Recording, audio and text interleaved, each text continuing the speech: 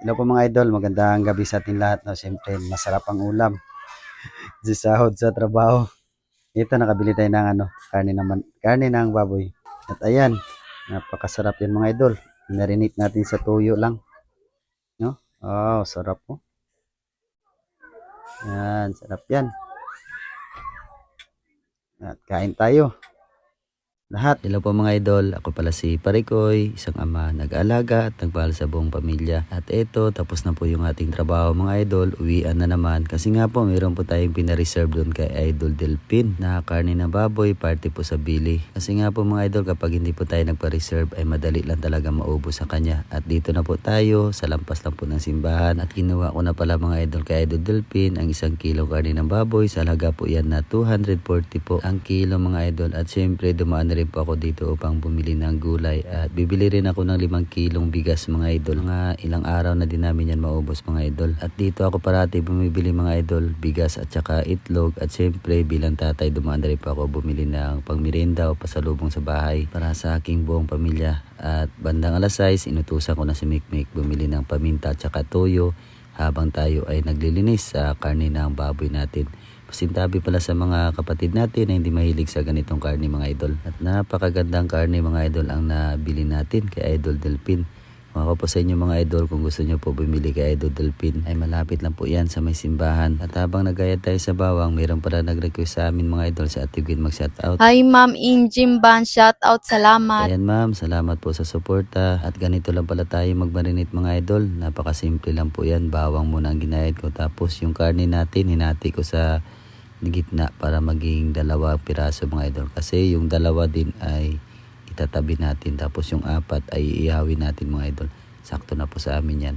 At siyempre naglagay rin tayo ng pamintang pino at saka toyo lang. At habang nagmarinate tayo mga idol, shout out ko lang po yung aking mga mahal na followers. Idol Mills, shout out from Camiguin Island. At kay Idol Alan Ray from General Trias Cavite, shout out po idol. Habang nagmamarinate tayo mga idol, si Mrs. pala ay nagpabaga na rin sa uling. Kasi sa labas po kami mag-ihaw. At siyempre ganyan talaga kami dalawa ni Mrs. mga idol nagtutulungan. At shout out rin ako sa aking inaanak na si Angela. Ang bait na bata yan, laging nagmamano sa atin. Isa din yan sa kaibigan ni Mikmik mga idol. At nakita nyo naman mga idol, sobrang saya natin kasi nga po masarap yung ulam natin ngayong gabi. Alam ko nanonood ngayon si Idol Mills from Lunsuran, shoutout po. At kay Ryan from Antipolo City, shoutout idol. At kay Idol Ace Alano, shoutout po na lagi po siyang nanonood sa mga video namin. Maraming salamat po idol. Sobrang saya talaga ng pamilya ko mga idol kapag sahod ko talaga.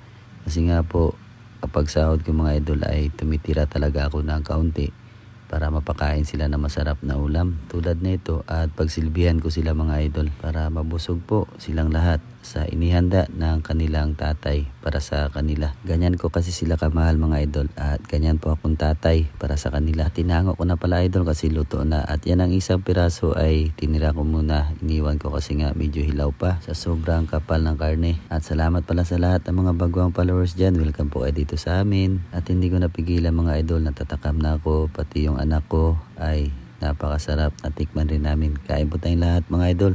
Samahan niyo po kami sa aming hapunan. Lord, salamat sa pagkaon karon ug salamat kay nakasuldo na si Papa sa iyang trabaho. Unta mabusog kami karon. Amen. Amen. Tara po mga idol at samahan nyo kami at kumuha na rin po kayo ng kanin at pagsasaluhan natin lahat yung aming ulam na inihanda ko para sa aking buong pamilya. Ngayon ay masaya yung pamilya ko, yung mga anak ko mga idol at syempre masaya rin kami ni Mrs. habang nakikita namin sila na kumakain at nabubusog. At syempre salamat din pala sa lahat ng mga OFW na lagi nakasuporta sa amin. At trabahador ng Pinas, lagi po tayong mag-ingat at busog na talaga yung pamilya ko mga idol ay masaya na po tayo. At hanggang dito na lang po yung video namin. At kung nakaabot ka sa part na to, pwede mo na rin ito i-follow idol at i-share at mag-iwan na rin ng comment para alam namin kung saan lugar umabot yung video namin mga idol. Maraming salamat po, ingat at God bless.